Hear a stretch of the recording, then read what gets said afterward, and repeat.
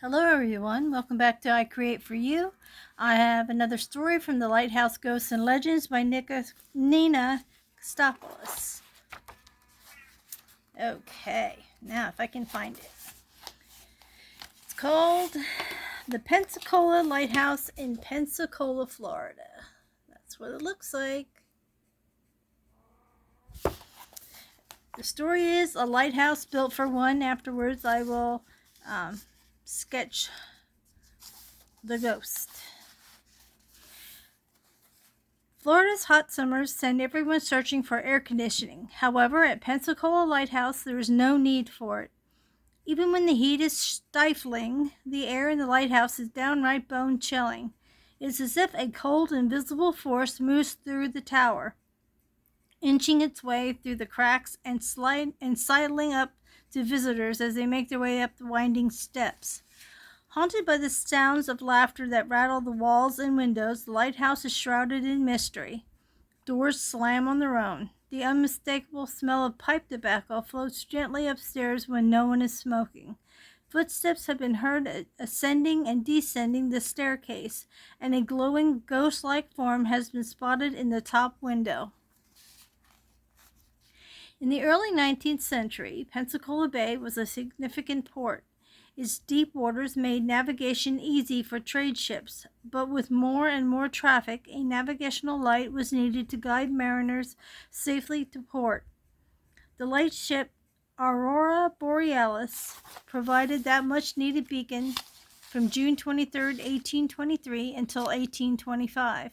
However, as was the norm then, the light was weak and didn't always provide adequate protection during storms.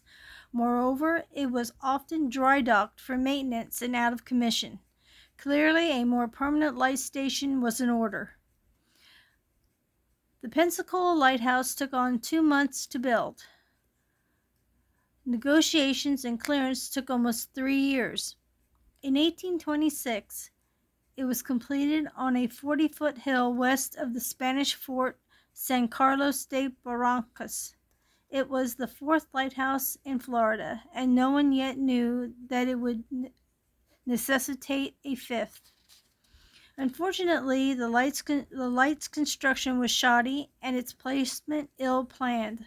The tower was too short, and the many trees around it often obstructed its beam. In 1847, changes were made to the reflector lenses, but in reality they were temporary fixes that did little to aid in navigation. Sailors still had difficulty detecting the light. After repeated complaints, a 160-foot tower was erected, 1,600 feet west of the original. This time, construction crews took their time. The tower was lit in 1859. Shortly after its completion, the new lighthouse was taken over by Confederate soldiers. Officers broke in and stole oil and other supplies. Eventually, the lighthouse itself was used as a lookout tower during the siege of Fort Pickens, a Union stronghold across the bay.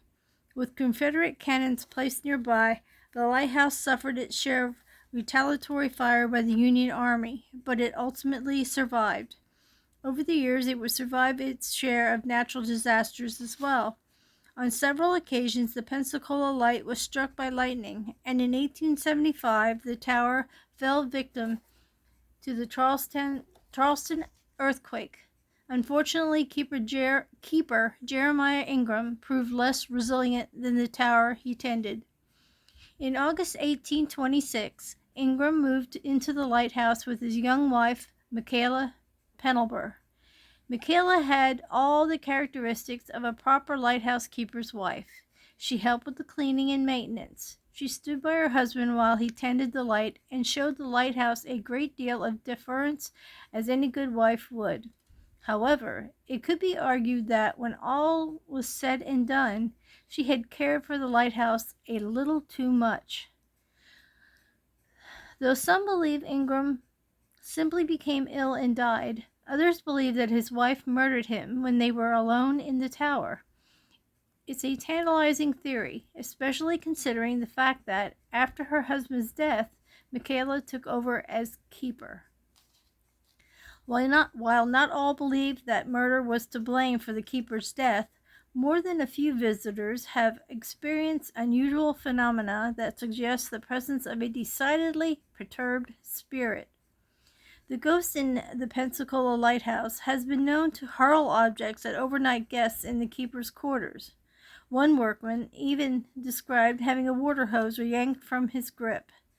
Moreover, when the lighthouse was refurbished in later years, blood, or something uncanny like it, was discovered in more than one room. Once hidden by layers of tile, the original wood floors revealed dark red stains that no amount of scrubbing has ever been able to remove. For those who had always suspected Michaela Ingram a murderer, this was evidence enough. Perhaps Jeremiah Ingram is still trying to wrestle his lighthouse from the grasp of another, or perhaps Michaela's jealous spirit is once again demanding exclusive ownership of her beloved dwelling. Whatever the case may be, the unsettling tale of Jeremiah and Michaela Ingram is destined to leave its mark on the storied history of the Pensacola Light. The Pensacola Lighthouse is located on the base of the Pensacola Naval Air Station, across the highway from the NAS Museum. Lighthouse tours are given Sundays from noon to 4 p.m., May through October. Let's see. And then it gives you information on how it says visitors may tour the grounds, but tours of the tower and keeper's quarters are restricted. So you can't really go into where they were living. And that's just the numbers and ways of getting a hold of them to check out the lighthouse. And that's what the lighthouse looked like again. And wow,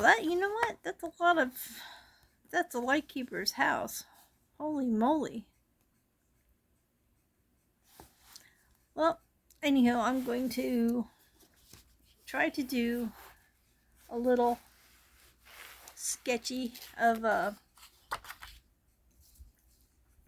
possibly the it's going to be more cartoonish this time. Like I said, I usually kind of get ideas off the internet and print them out and get my basic sketch form from some things. So my next few sketches might be a little bit old school because my printer has died on me or has refused to print anymore until I get the ink maintenance cartridge replaced, which is supposed to be here soon. I hope it is going to be soon because you might not like these drawings. Anyway, I'm going on where somebody was using a water hose and the ghostly figure or whoever it is entity took it out of their hands. So it's probably be a little funny looking, but at least I have something. I will have something. Okay. So maybe I'll go this way this time. Get you down in there. I'm going to move this book for a second. Okay. So supposedly this person, and I'm guessing he would have a shocked look on his face, so I'm going to give him a shocked look on his face. And then maybe his eyes are like, holy crap, what was that? And then I'll do some kind of hairdo around here. Alrighty. Like I said, this is going to probably be a little cartoony, but it's going to be alright. Alright, now I'm going to try to draw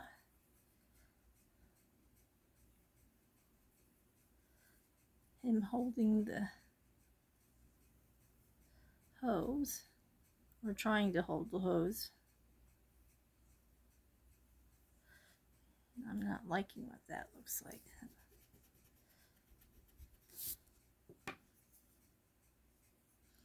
It's asleep, so I'll go down here a little further.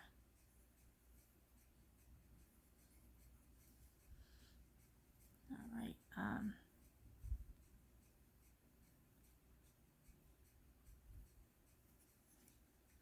And see, I'll go down here with his shirt, his other sleeve, and he's holding the hose by 2 hands. So, all right, now let me see how I can do this. Okay, here is the hose, and there's the rest of his shirt. I'm sorry it's so cartoony, but hey, it's better than nothing. What I'm gonna do is legs.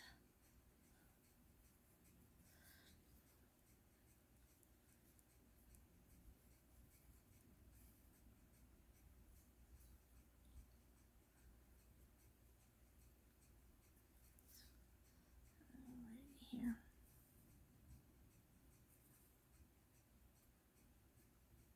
He's trying to hold on to it because whatever it is going to pull it out of his hands.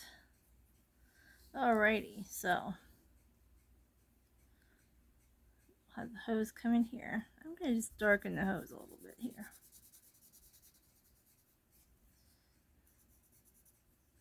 Alright, now it's being yanked out of his hand, so I'm just going to have it extend. Instead of it being the little part, he's already playing tug of war, so we're going to have the ghostly figure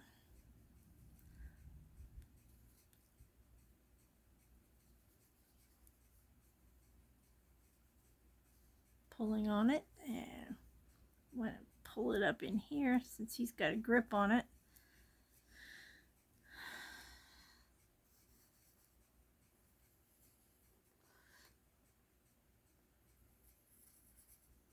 And we'll draw the end of the hose.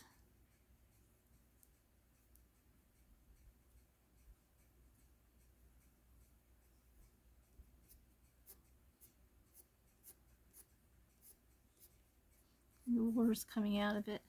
And this guy here, he's the ghostly figure trying to take this guy's hose. I know that didn't sound right, does it? What are you gonna do? Gonna make it ominous looking.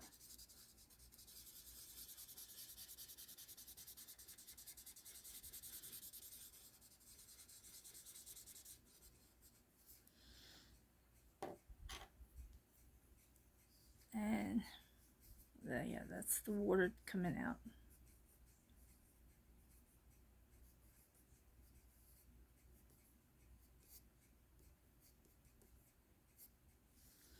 So this guy's a little bit like, what the heck's going on? Somebody's trying to take my water hose. That was a quick one I did. But obviously, if it's her, I made it a little bit smaller, so, you know, she was a little bit smaller than him, but she still seems to be a little strong, saying, hey, don't be getting stuff wet in here. But, yeah, so all these times I have said that these ghosts seem to be more helpful and friendly and not so having such an attitude or being evil or anything. And wouldn't you know it, the very next one, this one's got attitude. This one isn't such a helpful one. It's more of one that wants to claim the lighthouse for itself and doesn't want to let anyone visit or stay there or whatever. And by doing that, they throw things at people and, of course, try to take the... I don't know what I would do. I mean, like, I wonder if he actually saw an apparition doing it or just felt the tug of it coming out of his hands. Yeah, that's why he looks so surprised. Like, what the heck? Where's it going? But I don't know what I'd do if I. Well, I'd probably just drop it and go. I mean, like, hey, buddy, if you want it that bad, have at it, right? But yeah, now the seems like the ghosts are getting a little salty. Pardon the pun, since it's so close to the sea. But yeah, they're getting a little. This one's getting a little salty. So there you have it. The ghost for our story that we just had called Lighthouse Built for One. Well, I hope you liked the story. It wasn't that long of a story. There are a few short ones in this book, but we're getting close to the end. Please give a thumbs up if you liked it, and subscribe, and because we have a few more. And then in 2 weeks, July 1st to I believe it's the 9th, we're going to Wyoming. So I don't know how I'm going to do this because I do everything off my phone, and I'm basically going to need my phone when I'm there. I might just do some little off videos, like as we travel, like I said before, finding places that are haunted, not necessarily doing a sketch of anything at that point, but basically just showing you, hey, we're going through this town and I hear that this place is haunted. It's a haunted place, and they've had some issues there with hauntings, and show you the the building or the area. Could be a cemetery. It could be a hotel. It could be whatever. A waterway. I don't know. I don't know yet. I have to I have to get my crap together and check the route that we're going to take and the states that we're going to go through, and chart a little ghost hunt. And I probably won't be able to get into anything because we really want to get there and spend some time with my son and my grandson and his family. And so that's why I'm just going to try to do a little thing, dabble there, and maybe on the way back too, so to make up for the times that I don't have anything. And I might take my 200 daily prompt book and do some of those in between on the trip. But we'll see, because we plan on going to Yellowstone. I've been there at least 3 times already, but hey, you can never oversee Yellowstone National Park. So, alrighty. Thank you guys for hopping on with this one, and I'll see you guys in the next one. Thank you. Bye for now.